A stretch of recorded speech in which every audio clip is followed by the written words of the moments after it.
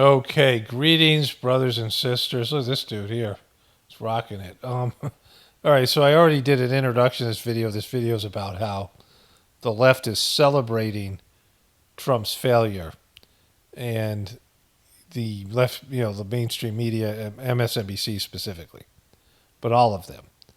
And I didn't know it was this bad. Like I, had this idea to make this video. I didn't have a lot of clips up, so you needed to come up with something. I had to create more content, and I usually have a bunch of videos that I, clips and ideas ahead of time, right? But I knew the left was celebrating because I'd seen a few little clips here and there, but I had no idea it was this bad. And you're going to see it and how bad the economy is and how gleeful these MNFers are over the whole thing. And I was done with the video, and I got Wendy Williams at the end of it. I had to do this whole thing about psychiatric holds and all these things. I was going to put Wendy Williams in the beginning of this video yesterday, but then I changed because of the, this idea that came to me to cover this specific topic, the celebration of Trump's failure. And then YouTube recommended this. Let's dive right in. We're going to get to the markets, and we're going to get to the market crashes, and we're going to get to all the concerns about the coming recession. But first, some breaking Look at how happy they are. news on an interview yesterday that Elon Musk had with It's not breaking if it happened yesterday, bro. It's already been broken. Larry Kudlow. Elon Musk referred to the federal spending on programs such as Social Security, Medicare, and Medicaid as the areas that need to be eliminated. In an interview yesterday, Musk also claimed Democrats use such programs to attract illegal immigrants and to turn them into voters. Take a look. I mean, the way it's important in entitlement spending, which is which is most of the federal spending is entitlements.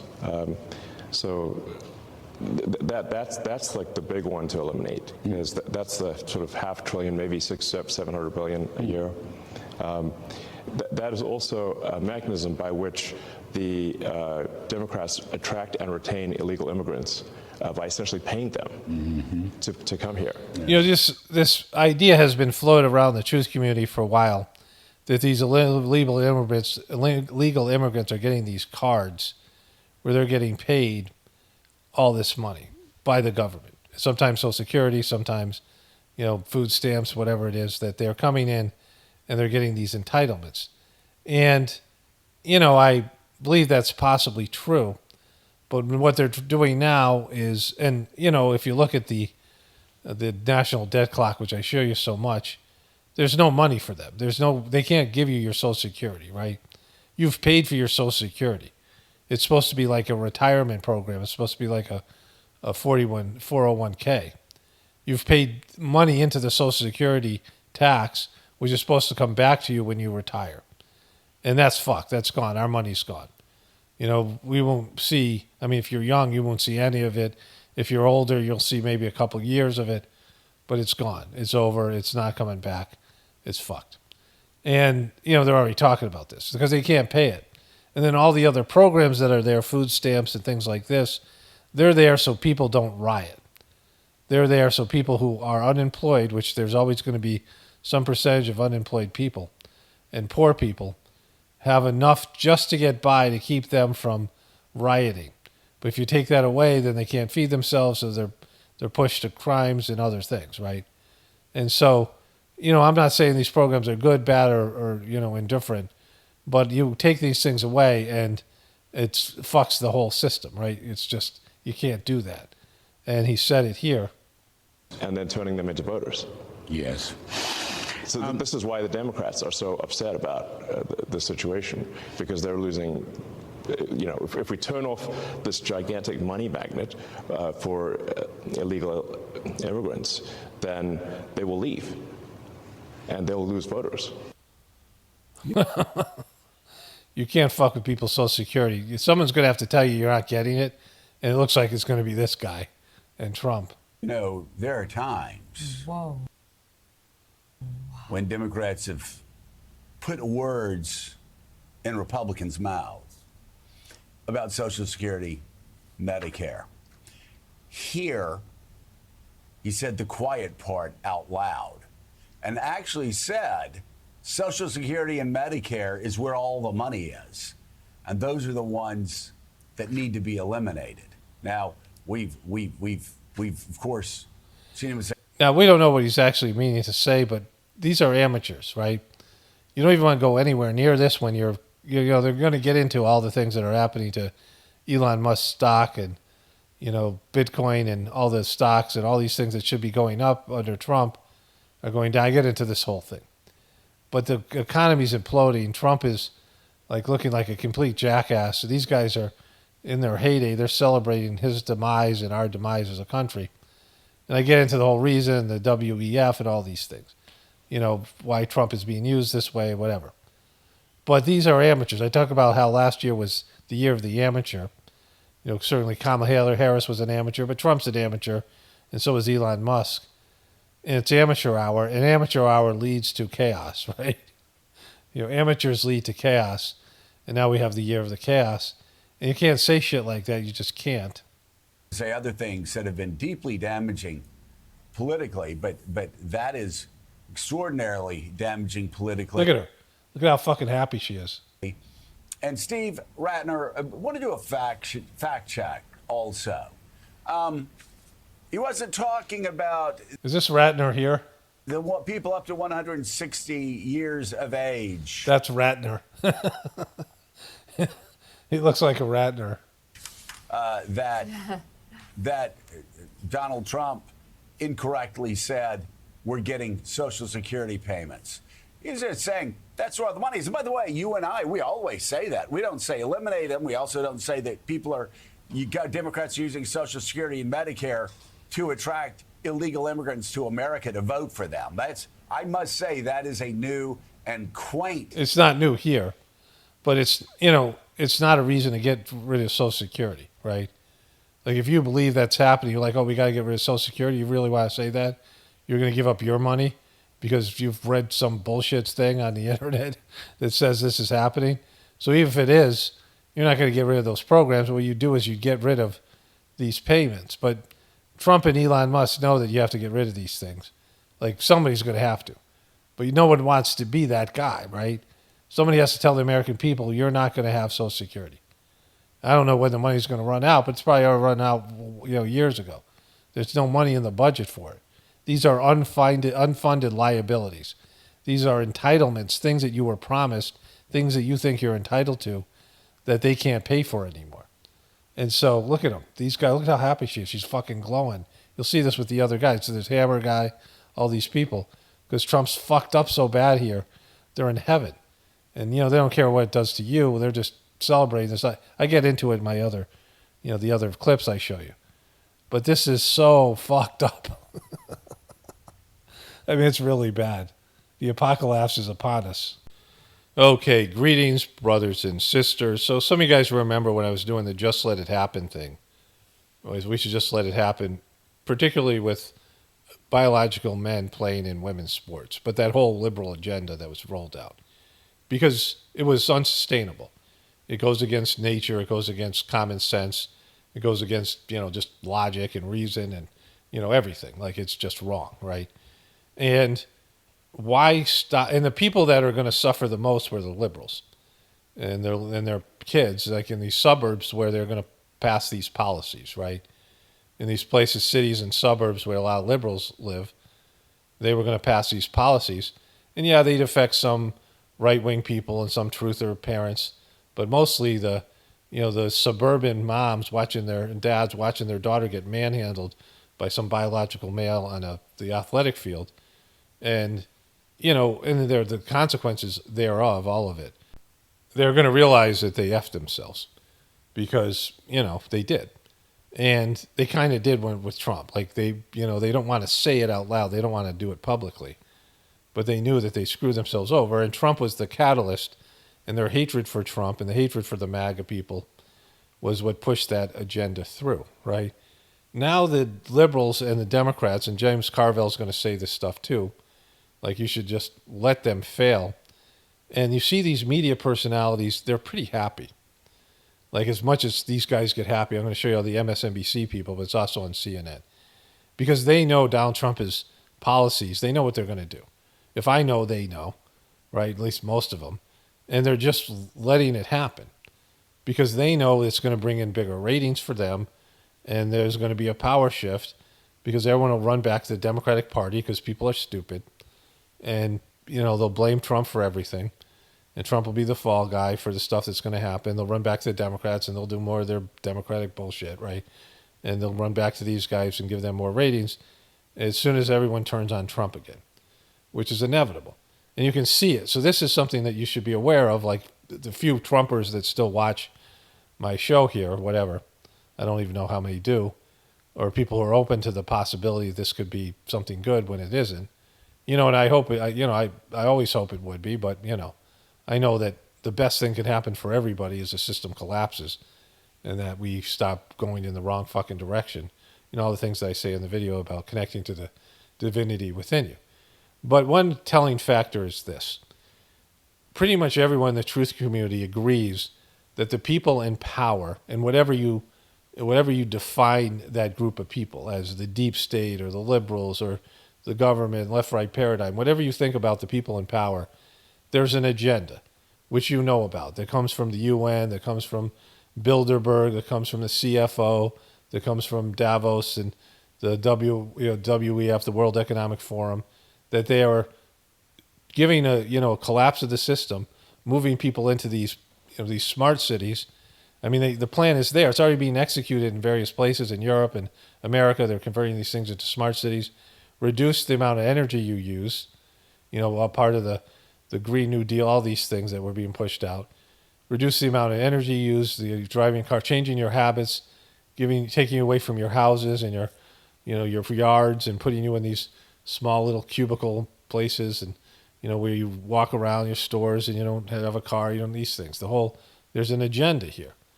We know there's an agenda. And the people who are running Trump are running the agenda. So Trump isn't here to stop that agenda from happening. He might say he is, and he might be putting people into positions that say they are, but they're not because they're all handled by the same people. And these guys know it. And so look at how happy they are. Like, you can tell that they know that that Trump's presidency is going to lead to another golden age for them. And they don't care about the country being taken down because they're worthless, mainstream media people, selfish, narcissistic. But Trump is their golden ticket because he's just destroying all these things that are going to come back to bite him and us in the ass, right? You've talked about the strong yet precarious state of the American economy, warning the Trump administration and Republicans in power in Washington to be careful not to upend things. Here's Joe over the past few months. Tariffs are taxes on consumers. They are taxes. See, they get to be right. See, this is the other thing. They get to be right because it's obvious that what he's doing is going to cause problems. People elected him to take down grocery prices, and then he puts in tariffs. And the economy's cratering, right? The Wall Street's cratering. Everyone can see the effects of it. And Trump is doesn't know what to do because he doesn't want to lose face. And he's oblivious to these things. And, they didn't work as a bargaining chip. The country's called this bluff like Canada, these other countries. So he fucked himself. And now these guys get to celebrate, right? Because they're saying what's obvious, and they're going to look like they're brilliant, right? And then people go running back to them, even though their show sucks, and they're not professorial. Anybody could see what Trump was doing was going to cause issues. I mean, everyone knew what tariffs were. Like, tariffs raise prices because the goods that have tariffs on them have an extra cost to the people who are selling the goods. So the people can either sell their goods at a loss, or they can add the price to the consumer. So when you put tariffs on, it's okay if you replace those goods with American goods that are cheaper, but in often cases there's no American substitute. They're going to have some imports. And a lot of the imports were cheaper anyway. And so the American goods, the American-made things, are going to be twice as expensive as the Chinese-made things. And so now the tariffs will make the Chinese things the same price as the American-made things, but that means you're fucked either way, right? And Trump doesn't care about you because he cares about manufacturing and these things. And so it's like, great, things are made in America again, but they're so much more expensive because it's more expensive. You have to pay the American laborers more money, and everything's more expensive here. So, this is why you get your cheap goods from these other countries. And if you put tariffs on them, they're going to be more expensive. There's things America doesn't have that are being imported that are necessities for all these things. So Trump is just stupid. Like, everyone else knew this was happening. Everyone else knew that grocery prices was going to be the telltale, indicator, the telltale barometer of what people think about him and his presidency. And so now they're just saying what's obvious because they know that this is going to happen, right? And they're psyched about it because they want you to suffer so you can blame it on Trump, right? They know what's happening. Like we know what's happening. They know what's happening. On middle-class Americans. Donald Trump broke all records when he was president for being fiscally reckless. And now, with his proposals, according to economists quoted by the Wall Street Journal, it's going to happen again. The challenge for Donald Trump and the administration... Look, he's doing this victory dance here. Let's just, whatever, we get all this stuff here. And it's like a bunch of them. Strong economy, but it's on the razor's edge as far as inflationary pressures. Like, it just keeps on going. It's all these people here. It's like they got all these things. They should finally get back to Mika. Very honest conversations with members of the business community, CEOs, even billionaires that supported Trump. And the reaction was, oh, Joe, he's not going to do that. You're crazy. He's not going to do that. And yet Donald Trump's been quite consistent about this. And now he is doing what he has said he was going to do.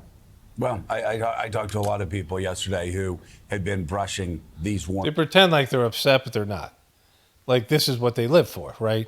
For Donald Trump to be wrong and for them to be right, and for the American people to turn on him, which they have to have. If Donald Trump did well, then you would have more MAGA people being elected. If it was a golden era, as Trump said it was going to be, then the MAGA would control the country. The Democratic Party would shrink to nothing. Like, if they were successful and they were bringing down grocery prices and there's some kind of renaissance here, but it can't happen, right? It just won't happen because nobody can reverse what's happening here because it's the nature of a debt-based economic system. It's the nature of a system that wealth becomes debt, which is demonic, right? When something negative, it becomes your currency. When debt becomes wealth, you're inverting something. That's satanic, right? You're taking something natural and pure. An asset is something, right? You can say that a spiritual asset is nothing. When you negate yourself, you negate your ego. And that's the only thing that's, when your ego becomes minimized. But everything else in terms of value is something. Water is an asset. Food is an asset, right? Any number of things that are commodities are assets, right? They're things. Debt, an IOU, that's you. Somebody owes you something. Like they're your debt slave, right? They have to pay you so much money every month or do work for you. You're in debtor's prison, right? This is how something becomes, like a demonic service-oriented, where you're serving the demon of debt, right? Everybody's working off their debt, their slavery, they're slaves to their debt, right? Because it's demonic, it's inverted. Something that that doesn't have value. It's something that's you owe me that, right? You owe this, right? You give me what you owe, right? This thing. You're promised this. Honor your promise. This kind of thing. You're promised to pay. And so it's a bad economy, and this is how it ends. And Trump is the kind of person that ends it. Warnings aside, for months now. What happened to this video? This video is unavailable. It just should have... let me just refresh it. We don't need to watch it anymore. It's going to stop anyway soon. But did they take it down? They privatized it. I was going to stop watching it anyway. I wonder what else was in there. Not that much because it sucked, But I don't know why they would privatize that. I don't know what's up with MSNBC, but they privatized it mid-watch. Okay, so I'll leave that video up. Today is Tuesday, March 11th. I'll leave that video up until, a couple of days, see if it comes back just to see if there's anything in there. I don't know why they would privatize it. It's interesting. But here's a bunch of other clips. I just pulled random clips, and these are all things that are Trump related from MSNBC. And it starts here. Mr. Weigel, let's start with you. She got Weigel. She got Weigel.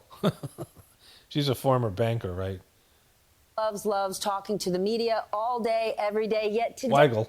Hey, as the markets were tumbling, he was nowhere to be found. What is your take on that? Well, the president's also, and the White House has also cultivated a more friendly media intentionally. Fox is part of that. The interview he gave about recessions unexpectedly was part of that. They've let more people into the press corps, into the traveling press corps who are more sympathetic. But even Fox even in that context, yes, as you're saying. But even Fox is struggling to rationalize the president's tariffs here. Right, and they had Kevin Hassett, they had other members of the administration trying to explain it today. They've benefited from this idea, and you've probably heard from people you talk to too, that maybe Trump will run on these things, but he's not going to do them. He's going to go up to the edge, threaten a tariff, art of the deal, he's going to pull it back. The idea that this could be real and that they... So that's the big talking point now. That no one thought he was going to go through with it. But he said tariffs was his favorite word. And they said, well, maybe God or love, right? But tariff is third. So it's God, love, and tariff. And he doesn't really believe in God, and he doesn't know how to love. So tariffs are his favorite word, which he originally said. And, he's a bully, and he thought he could bully these other countries. But, America's in a fragile position, and it's always, it always, when you have like a period of change is just on the cusp. And we're really hanging on by a thread. And it's all about moral breakdown, the breakdown of morality, breakdown of the family, the idiocracy setting in. That's the first thing. That's the worst thing. When your people are just not functional. All these people these kids especially, they can't really, they don't have value because they're just completely self-absorbed and weak and pathetic and dumbed down and, the pacification of America, the whole stuff, all of it, right? And, the liberals and the conservatives. I mean, it's all, there's no health there. And the American people are now weak and pathetic. And the family has broken down, and all the systems and the relationship to God and relationship to nature, all of it, right? Like I just showed you in my last video, there's so much stuff that's so fucked up in our country right now. And I cover it every day, and it's getting worse. And so that's the, system collapsing right in front of you. And he's going to expedite that collapse by doing something stupid with tariffs. He doesn't have any people around him who are going to talk truth to power. And so he's going to push this through because people are all telling him how great he is. I mean, the way that they treated his ridiculous presidential address. And Fox News and them are like, oh my God, he's really going to wreck the country. And they really don't want to, he's got all these people believing that if they go against him, that they'll lose their, the Republicans, the Fox News people, all the people in his, the conservative people. If you're not with him, the way that they did that guy with the one eye, him and Tucker Carlson got into it. It was kind of funny little, back and forth they had. He threatened Tucker Carlson, that former Navy SEAL guy, lost his eye in the military. He's a piece of shit too, but he's a non-Trump Republican. And they're destroying those people even worse than the Democrats. And so there's nobody talking truth to Trump. There's no one to talk him down. And he's just going to push these things through until there's like fucking mass riots, which he's already planning to roll out the military. And so things are going to get really shitty really fast. And they're like basking in it, right? They're willing to risk pain, short-term pain, although we don't know how long the term would be, in order to kind of onshore again lots of businesses to depend less on foreign trade. That is not what a lot of people who were betting on Trump, literally betting on Trump, buying stocks 6 months ago, thought would happen. They thought there was a lot of bluster, and like the first term, he wasn't actually going to do it. He is doing that, and there are a lot of people who were not prepared for him to do it. When the president took office, the economy was stable. Jobs were up. Inflation was stabilized. He was going to be the business president. Susan, if he basically would have kept his hands on 10 and 2, taken what President Biden... Just Stephanie Rule, her voice is so annoying. I mean, she's an annoying personality, and she's a banker. But anyways, so they're pushing this. They're psyched about what's happening here. House Speaker Mike Johnson has unveiled a short-term funding bill that would avert a shutdown at the end of the week and keep the government running through the end of September. The Democratic leaders say they are a hard no. The bill isn't the only thing receiving pushback. Protests against DOGE and the Trump agenda are getting louder. Anti-Elon Musk demonstrations have... Look, this is Drive Out Musk. Like, people put a lot of effort into that weird-ass Tesla truck thing. Like, this looks so fake, and this woman's wearing a mask. Erupted across like, like, pull back and see how many people are actually there. Because it looks like there's about 20, and you just took a real close-up of them. There's a protest at a Tesla dealership in Chicago that had a heavy police presence. Okay, it looks like maybe 30, 40 people. Show the thing, how many people are there. Michigan, more than 10,000 people turned out for a rally with Senator Bernie Sanders as part of his national Fighting Oligarchy tour. While Fighting Oligarchy. It's the Oligarchy tour. Senator Elizabeth Warren rallied a crowd of more than 3,000 in Texas. Donald and Elon are bullies. Who's this little dude? Like bullies everywhere, Donald and Elon are afraid of people who won't bend the knee. They are afraid of pushback, and we are here to push back. Boom. Woo!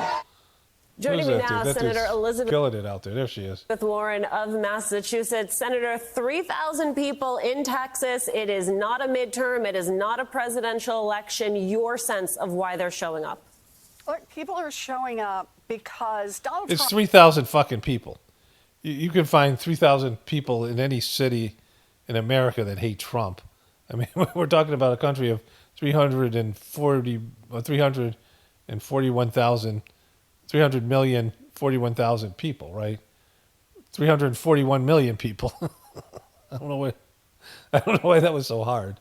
There's almost 350 million people here. And you got 3,000, right? I get 3,000 every day to watch my videos.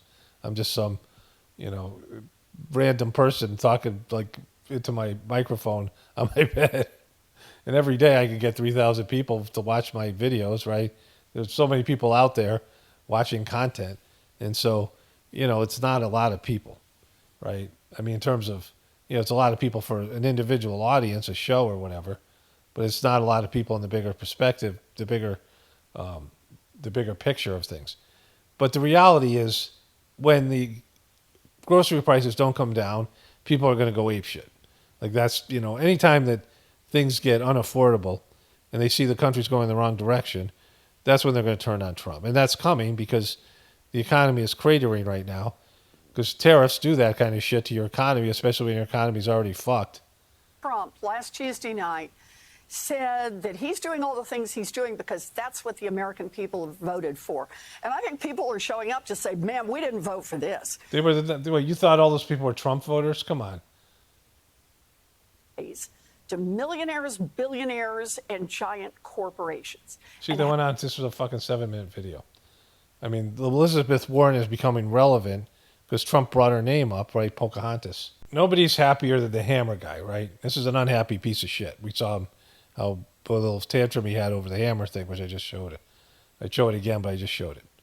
And they're all doing a victory dance. And he can do this every night because there's bad news for Trump every day that's not being covered by Fox. But these guys are, even Fox is covering a little bit, and they're wallowing it.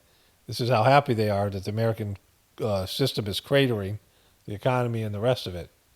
Well, Elon Musk experienced the 7th worst day of his life today, with the stock market crashing on fears of a Donald Trump-caused recession, which Wall Street is calling the Trumpcession. No way. Trumpcession. That's so brilliant.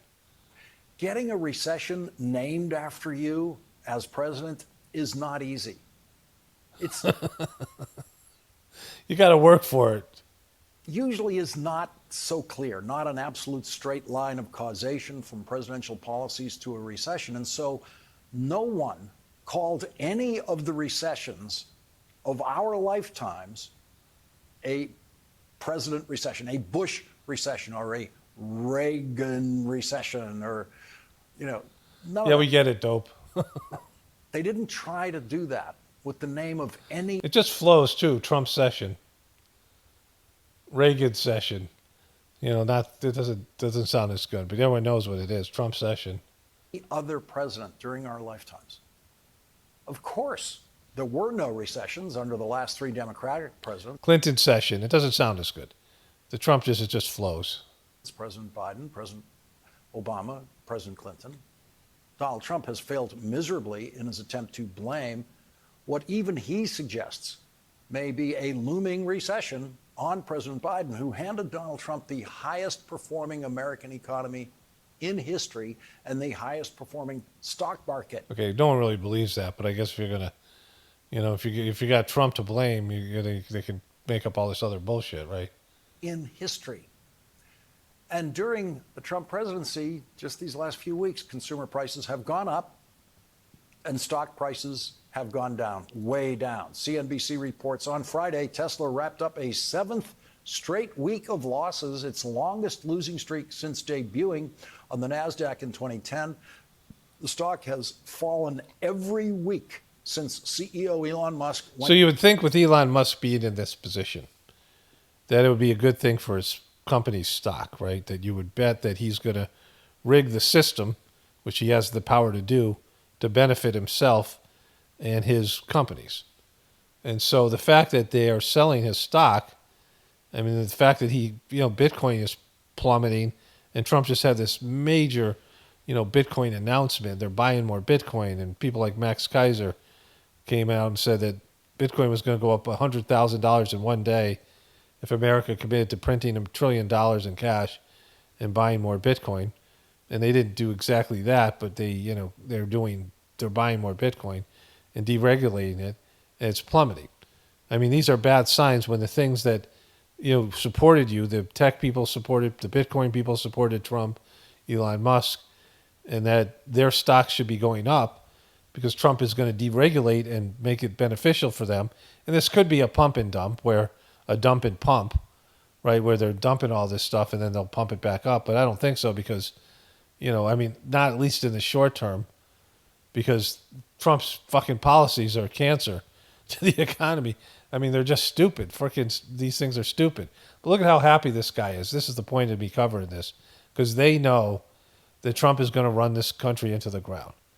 And they know that they're going to be beneficiaries of this. They're going to be right. They're going to look like people who predicted the future. They're going to look like, professorial. They're going to look like they're good guys, and the Democrats will come back in power because people are like, all right, Trump fucked it. Let's go back to the Democrats. And so, I mean, they're celebrating all this stuff. Went to Washington, D.C. to take on a major role in the second Trump White House since peaking at $479.86 on December 17th. Tesla shares have lost more than 50% of their value, wiping out upward of $800 billion in market cap. Monday marked the stock's seventh worst day on record. Elon Musk has publicly confessed. Like he's glowing. The hammer guy's glowing with this is his moment, right? To using ketamine to get through emotionally difficult times. Donald Trump made the mistake in an interview this weekend that no other president has made. He essentially predicted a recession is coming. Are you expecting a recession this year? I hate to predict things like that. There is a period of transition because what we're doing is very big. All right, so that's bad. He's telling the American people, I promised you that I would fix the grocery prices. In fact, he had campaign ads about grocery prices. And there's no way they're coming back around. Inflation's just going to get worse. And, they're looking for somebody to blame. Like the economy is going to collapse. They're going to give you a new deal, Agenda 31 deal. You're not going to own anything. You're going to like it. I mean, a drastically different deal, a new fucking bad deal. The deal that they've talked about now for a while, and you guys know about, if you watch any videos about this, either from me or pretty much every truther is probably reporting something about the WEF and these other various, these councils and these things that they've said, right? I mean, we know what's going to happen. They said this is what's going to happen, right? You're not going to own anything and you're going to like it. So how bad are things going to be that you'll give up your right to own things, that you're going to rent everything and move to some little apartment? Like, where are you going to be that is, what's your living situation going to be that's a step up, right? Like, how bad is Trump going to fuck this thing up, or they're going to blame him on this? And, he's certainly doing his share. And so it's not like when no one said that we trust you in the long game.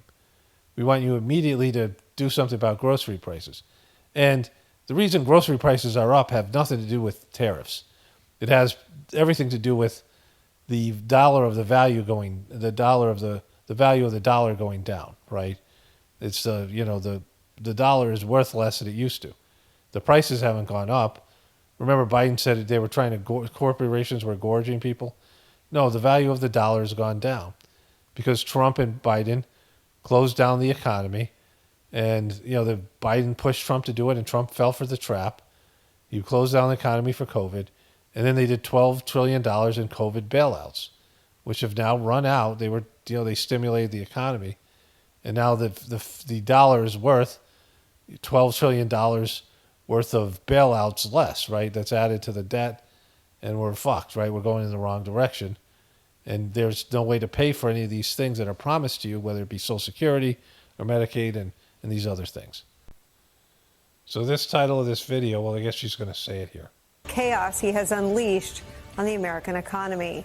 The Dow is down more than 2%, around 900 points today, after Trump, in an interview on Fox News, refused to rule out a recession. Watch those comments. Are you expecting a recession this year? I hate to predict things like that. There is a period of transition because what we're doing is very big. We're bringing wealth back to America. That's a big thing. But that means food prices are going up. Like, no one gives a shit. He's not bringing wealth back to you. You're going to get a shitty slave job the same that you have now. You're not going to get some big dividends from the tariffs. You're not going to get some kind of payback from corporations moving their plants to America. There'll be more jobs and shit, but those cars that they make will be more expensive. And so you're not going to get any more. You're not going to get any more money, and things are going to be more expensive because they're going to be made in America, right? The reason why we import shit is because it's cheaper to use labor and facilities overseas that don't have the kind of regulations, the environmental protection regulations, and these things. So what you're going to do is you're going to get more pollution. You're going to get more toxicity in your waterways and all these things, in your air, and you're going to get more expensive shit, and you're going to make less money. And this is all Trump saying America's going to be great again. There are always periods of, it takes a little time. It takes a little time. But I think it should be great for us. I mean, I think it should be great. I think it should be great. Look at this dude. Like, she knows. I think it should be great. I think it should be great. You're not even sure? I think it should be great. I think it might work. I don't know. I didn't really test this out. I just like the word tariff. I like the sound of it. It's my favorite word, behind love and God, allegedly, right? Should be great. Markets didn't think so, clearly disagreeing with that. Spooked by what Trump called there a, quote, period of transition. All major stock indices are now below the levels they were when Donald Trump was inaugurated. Remember, the Bitcoin took off and the stock market took off when Trump got elected, right? So there was this idea that things weren't going to be better. There's going to be an economic boom. Like, as soon as he got elected, the stocks went up and cryptocurrencies went up. And now those things are tanking, things that they support, right? Elon Musk's Tesla company was consistently going up in value. And so now they've lost faith in what he's doing. And so, there's no long term with the American people that are suffering from, triple the cost, double the cost of their food prices. There's no long term benefit, right? There's none of that shit. They don't give a shit about that. And again, that long term benefit isn't going to help you, the average person. So, this is for rich people. And, the stock market is an indicator, and he's saying it might work out. Like, we don't even fucking know. Like, you're doing this, we're going to cause a recession, things are going to get worse, and you're hoping it gets better. Like, the guy's imploding, right? I mean, shitting his pants, literally. Maybe one reason why in that Fox interview, Trump said this, quote, "You can't really watch the stock market," end quote, a sudden about face from the kinds of things he said during his first term, when markets were his most favorite metric. Today's sell-off and investor concerns are focused around one thing, that Trump's policies, which often come with sudden and surprising reversals, is sending the economy into a recession. New York Times reports this, quote, "President Trump inherited an economy that was, by most conventional measures, firing on all cylinders. Wages, consumer spending, corporate profits were rising, unemployment was low. The inflation rate, though higher than normal, was falling. Just weeks ago." Again, they did that on purpose. They were trying to, rig it for Biden, that he was weak on the economy. They're trying to make the economy better. Into Trump's term, the outlook is gloomier. The sudden deterioration in the outlook is striking, especially because it is almost entirely a result of Trump's policies and the resulting uncertainty. Tariffs and the inevitable retaliation from trading partners. She left off the mister. Will increase prices and slow down growth. Federal. So they didn't call him president, and she didn't even bother calling him mister. Jobs cuts will push up unemployment and could lead government employees and contractors to pull back on spending while they wait to learn their fate. Deportations could drive up costs for industries like construction and hospitality that depend on immigrant labor. A Trump. Yeah, that's the other thing. We didn't forget about that. But I'm waiting for her to say her why so we can move on. These people are abhorrent. But this is their celebration day because they know that Trump fucked American people and he fucked himself, and they're basking in this. They know that this is, he's either have to reverse face on all these things, but even then, this isn't going to go away. Like, it you can't fix it like that. You sell off in the financial markets amid fears that Trump policies will cause a recession is where we start today with some of our favorite reporters and friends. NBC News White House correspondent Von Hilliard is here. Also joined. Okay, let me see if I can find the sort of line here because it's so ridiculous. Okay, so this is the line of this video. Was never a fan of tariffs, yet President Trump selected him to be his Treasury Secretary, and we have seen everything but a precision tactical approach to tariffs, and we have seen him in response go out and defend the across-the-board sweeping tariffs that the president has directed him to enact. Charlie Sykes, I think what Vaughn is saying is no, but weak weenies wreck economies. And the weak weenies that make up the economic advisors to Donald Trump have never on public record advocated for any of the economic policies that have been ushered in over the last 5 weeks. Weak weenies wreck economies. Strong weenies are good for the economy, but weak weenies, these limp dick weak weenies. And so, this is what MSNBC is reduced to at this moment of Trump's failure. The people on MSNBC are miserable, hand-wringing, like those kind of people, right? They're horrible. But this is their version of happiness. This guy actually is displaying more happiness, but they all are. You can tell they're happy, like that's how they are, and they're happy. They're happiest when Trump is failing and America's suffering, right? I think I've been very tough to Russia, tougher than anybody's ever been to Russia, if you think about it. First of all, we had the Russia hoax, which was a very bad thing, could have led to a war. And that was started by Schiff and all these lowlifes. Joining us now, Democratic Senator Schiff lowlife. Adam Schiff of California. He's a member of the Senate Judiciary Committee. Look at this fucking guy, right? And as usual, Senator, we've reserved time for you to respond to Donald Trump's latest comment about you. Well, thank you, Lawrence. I evidently live in that guy's head, and I think I've told you before, it's a pretty scary place to live. I live in his head. Where would you like to live? What part of his body would you like to live in, Skifty? But no, Donald Trump only has himself to blame for his cowardice. Like a lot of bullies, at their core, they're really afraid. And for whatever. So remember, they were letting Trump. they let him have his cabinet picks, right? They let Trump go full Trump. Like they gave, mild criticism, just, saving face kind of shit. But they gave Trump everything he wanted. The media, the mainstream media was pretty mild on Trump, right? And they were waiting for him to fuck himself, which he has, and the American people. And now they're like gloating. Look at how happy Skifty Skift is in this whole thing. We don't need to watch him. He sucks. But this is everything I was talking about. And they must know that this isn't a drop in the bucket, that this is a recession coming. It's going to be a Trump session, and his approval rating is going to plummet, and things are going to start going south quickly. And these people around him who are going to have political careers after Trump will start being like, oh, this guy's a fucking disaster. And they'll start bailing on him as much as these yes men are. And Trump's going to have to start firing all these people because they're not going to want to be a part of his administration. And things will just implode, right? This is Trump imploding because he's full of shit. Like he's run shit into the ground. I think it might be good. I think it might work out. I don't know. I mean, well, who am I to say?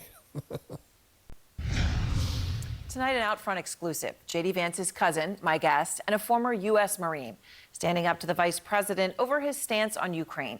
Nate Vance is a Texas native. He fought on the front lines in Ukraine for nearly 3 years as part of the elite Da Vinci Wolves battalion. He's a part of the Da Vinci Wolves. Seeing some of the war's bloodiest, most horrific battles all the way from 2022 until just this January. This guy doesn't wear blonde wigs. This video shows him in a trench as Russian artillery rounds were raining down on him and his battalion. These images show the two cousins back in the day vacationing together through the years. Nate and JD share grandparents. JD's mother and Nate's father are siblings. And Nate Vance is out front now. Nate, he's out front, Nate. I really appreciate Take a big giant shit on your cousin. Your talking, and I want to see when they start rolling out these disgruntled relatives. Like they waited, right? They waited. They had this guy, get to exactly why you're speaking out, because I know you do so after careful consideration. So, Nate, I know you call yourself a Republican-leaning independent. I know you've been supportive at times of the Trump administration. But on this issue of Ukraine, where you have put so much of your life over these past few years, you think... Yeah, why was he in there getting bombed? Like, why are there American troops there? Your cousin is misguided. How come? How come? How come you feel that way? Why? Why? Excuse me. Well, I think my experience in Ukraine has given me a unique perspective that most Americans don't have. My cousin who likes to dress up in women's clothing and put eyeliner on, he'll never get it. There are certainly cultural differences both between the Ukrainians and Americans and the Russians. And I think if you try to deal with Russia through an American lens, it will come back to bite you. So you got to do it through a Ukrainian lens. All right, so this is what they start doing when things implode. They bring in all these disgruntled relatives, all these people, throwing their people under the bus, and they didn't do this when they were pushing through all these nominees and Doge was happening. They complained, they warned, but they didn't go all in. But now they know that Trump is taking the bait. Like they bait Trump into shit. They knew that if he did these tariffs, they let him think he was rocking. They let him think the American people had given him a mandate. I mean, this is what the controllers are doing because they want, this agenda. There's an agenda, and the agenda is to take away your lifestyle, right? And there's no choice. They don't have a choice in it because the economy's fucked. They can't provide for you. They can't create this illusion any longer. They can't create the illusion that middle class is sustainable and your lifestyle is sustainable when it simply is not. And now they can blame it all on Trump and whatever else is going to unfold here. And he's just, like, he isn't done, Trump. Like, this is just the beginning of the debacle of his second presidency because he's a fucking loser, and so are we, right? We're the big losers. We are halfway through. So she has a show like midday. She has kids, I think, because she thinks she's a single mom. Not sure. But either way, she doesn't have a life because she comes in at 11 o'clock, too. The 11th hour. This is where they put disgraced Brian Williams, the former anchor of MSNBC News. He was the most popular anchor until he told everybody multiple times he was in a chopper that took fire. Bullets were hitting the chopper, and that didn't happen. And he got exposed, and he got disgraced, and they put him in this show called The 11th Hour on MSNBC. It was on NBC News. He went to MSNBC, which was, the fledgling, failing network, and he had a show at 11 o'clock at night. So he went from hosting the nightly news to this. And they replaced him with this dude, and this former banker who works 2 jobs at MSNBC.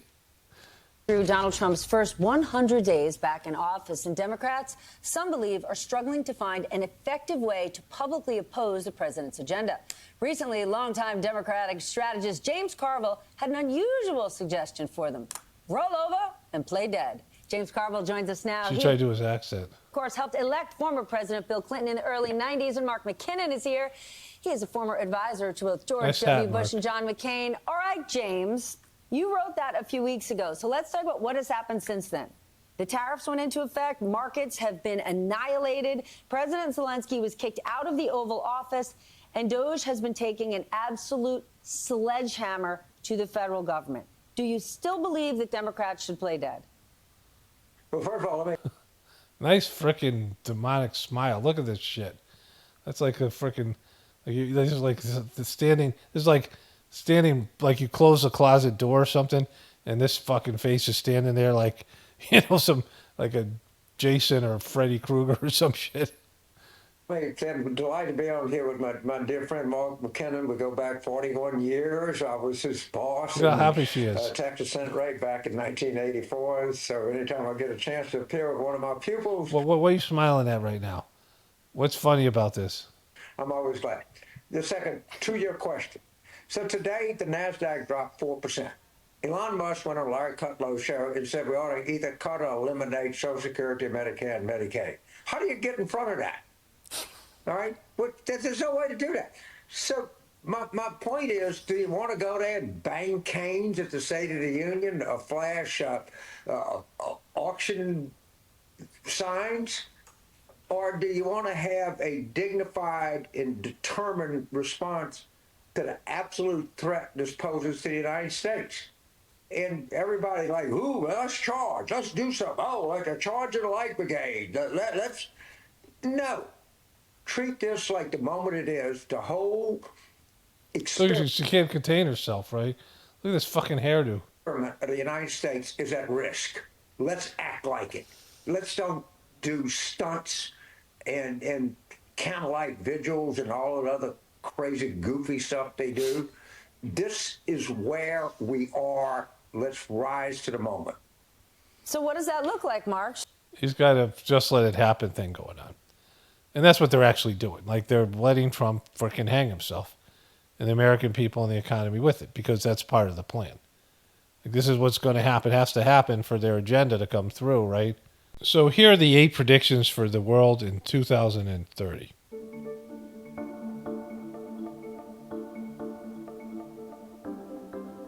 You will know nothing and be happy. Whatever you want, you will rent and will be delivered by drone.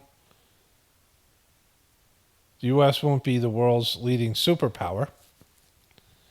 A handful of countries will dominate. You won't die waiting for an organ donor. They'll just transplant and print these organs, so you'll have these synthetic organs. You'll eat much less meat, because they'll get rid of it. An occasional treat, not a staple, for the good of the environment and our health. 1 billion people will be displaced by climate change. 1 billion people. You'll have to do a better job at welcoming and integrating refugees. Polluters will have to pay to emit carbon dioxide. There will be a global price on carbon. This will help many fossil fuels in history. You could be preparing to go to Mars, Trump. Scientists will work out how to keep you healthy in space, the start of a journey to find alien life. Western values will have been tested to the breaking point. Checks and balances that underpin our democracies must not be forgotten. So those are the predictions, right? And a lot of the predictions are not what Americans want to hear, because it doesn't sound good for your American, you being an American and your lifestyle, all these things, right? So this is from Wikipedia. You'll own nothing and be happy. This was a phrase from the 2016 predictions for 2030, published by the World Economic Forum. You'll own nothing and be happy. And who was their catalyst? Well, Donald J. Trump was elected president, right? You'll own nothing and be happy. A future with no individual ownership is not a happy one. Science Direct. You'll own nothing and be happy from Global Faction on YouTube. You'll own nothing. Your war with the new financial world. Predictions, we already saw that. You'll own nothing. Your war with the new financial, it's the same thing. MIT Bookstore, it's a book. The World Economic Forum does not have a stated goal, but this is what they think the world's going to be. Things fell apart. You'll own nothing and be happy. And so, well, how does Trump tie into this? Days after being sworn in, this is the Davos meeting, Trump appeared at Davos with this creepy MNFer. You and sent to the follow-up discussion with business leaders, moderated by my colleague Børge Brende. Ladies and gentlemen, the President of the United States, Donald J. Trump. So their plans is for the world, your lifestyle is that you'll own nothing, that you're going to give up all your physical possessions and rent things. There's going to be a subscription model for clothes and everything. You're not going to your house, all these things, and you're going to be happy about it. So who is their catalyst to bring this reality into existence? Is this fucking dumb shit in his pants motherfucker, right?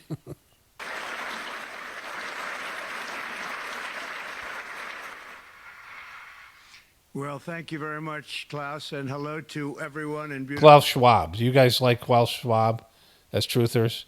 You have a positive opinion about Klaus? You guys think Klaus is getting it done? You guys think Klaus is a good guy? Trump's buddy. I mean, he bowed before these guys. It was his first appearance, like days after being sworn in. Beautiful Davos. This has been a truly historic week in the United States.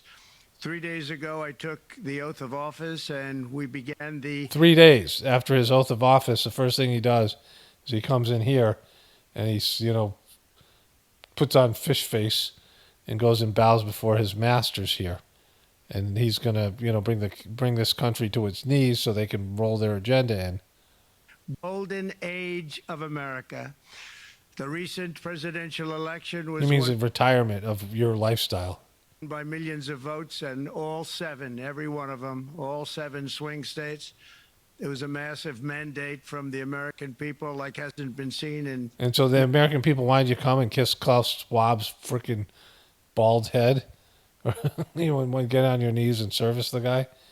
...at OPEC to bring down the cost of oil. You got to bring it... So he's going to...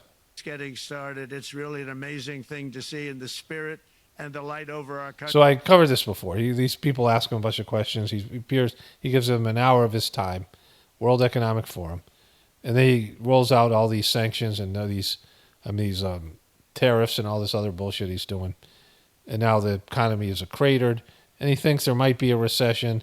He'd be pretty sure there's going to be a recession, tough times, transitionary period, but afterwards he thinks it's going to be pretty good. He thinks so. And this is the reality of your situation. He fucked you, right? He fucked the Trump supporters. He fucked everybody else. The liberal media is basking in the glow of his incompetence, his failure, and the rest of us are suffering because of it. This is Donald J. Trump. This is this worthless piece of shit. And how long before the Trumpers actually realize that this isn't their guy? They kind of got it when he... you got worked on COVID, and he rolled out Operation Warp Speed, and then he turned on his supporters that stormed the Capitol, the insurgents that stormed the Capitol. Remember, he turned on all those people. He blamed them, and he bailed on them, and watched them get arrested and blamed for it. And then he later comes back and pardons them, only after he sold them out initially, because he's a weak, worthless. He's a weak weenie, as one great dude once said. He's weak weenies wreck economies. It's a tongue twister. And this is one of the weakest weenies out there. So somebody sent me this yesterday, and I said I was going to... It's Wendy Williams. And she's locked in an apartment. She's waving to people to help her. You know, she's gone batshit crazy. And now Trump's policies, what does it say there? I think it says, come save me or rescue me. And she says she's locked in there. They've stolen all her money. And she's, you know, this has nothing to do with the video I just covered, but I said I was going to cover this first thing. Because this came in just as I finished the video yesterday. But she's, you know, help me. Help get me out of here. You know, I want to talk a little bit about this. So psychiatrists are, is there any volume to this thing here? Psychiatrists are some of the evilest motherfuckers out there, right? So, you know, there's the various models of psychology.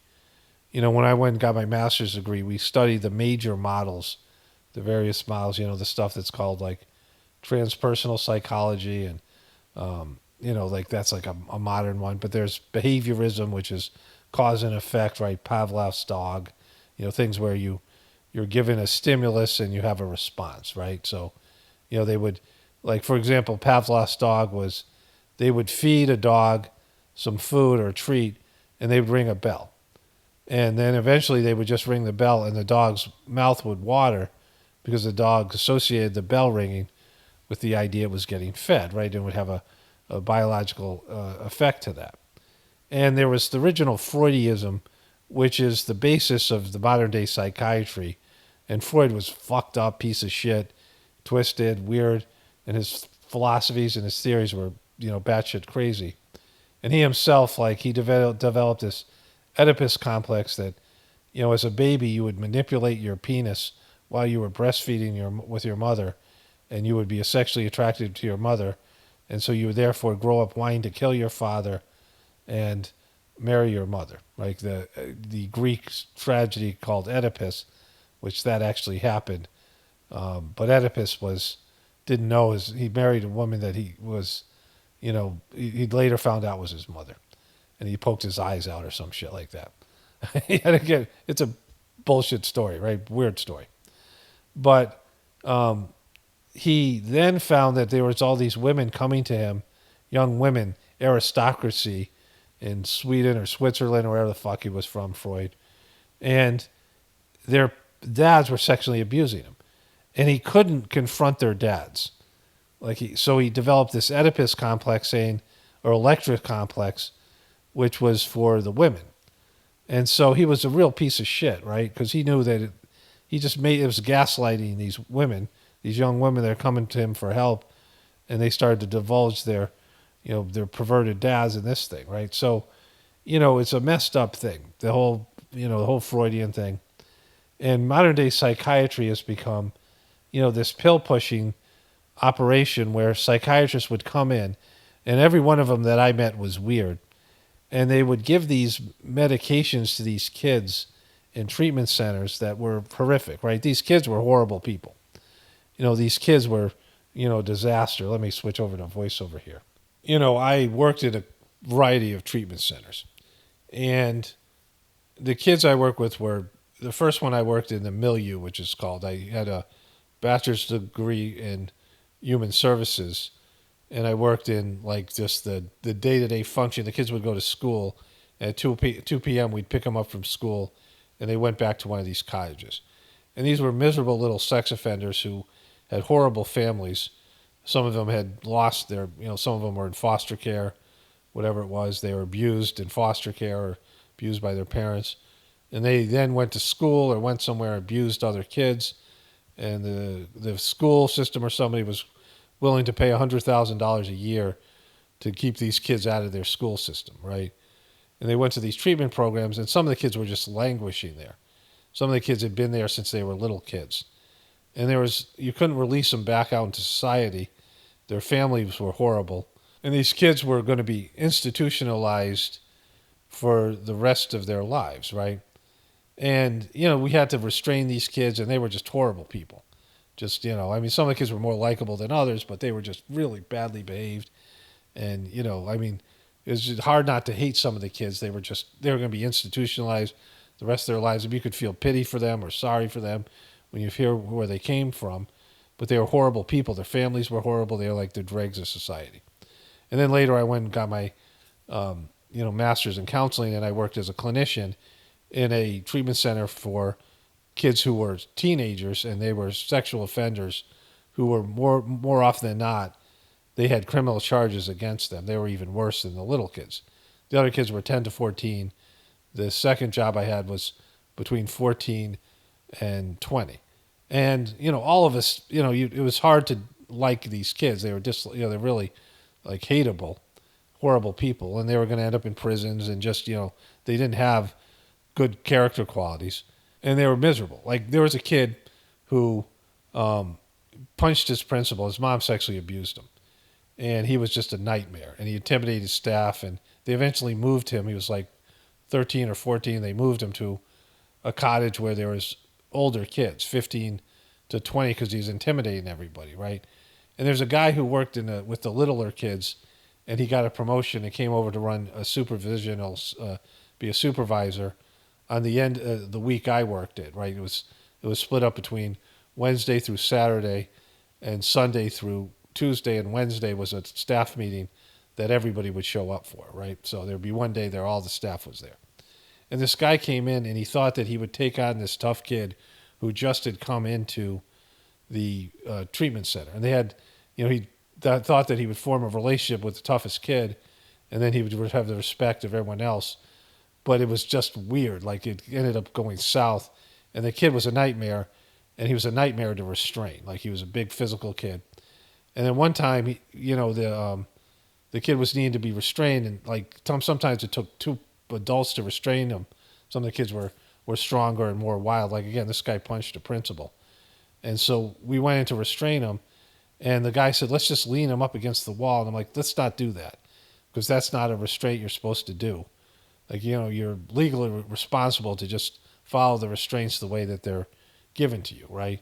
Because kids could get hurt, and there's all kinds of things. Or you could get hurt. And he was like, he's already doing it. So he had, we were on either side of the kid holding his arm, and the kid bites me. And it left a mark that was there for like 2 years. It didn't break the skin because I was wearing a shirt or whatever, but like it was a bruise that ended up being like a mark that was there forever. And it hurt.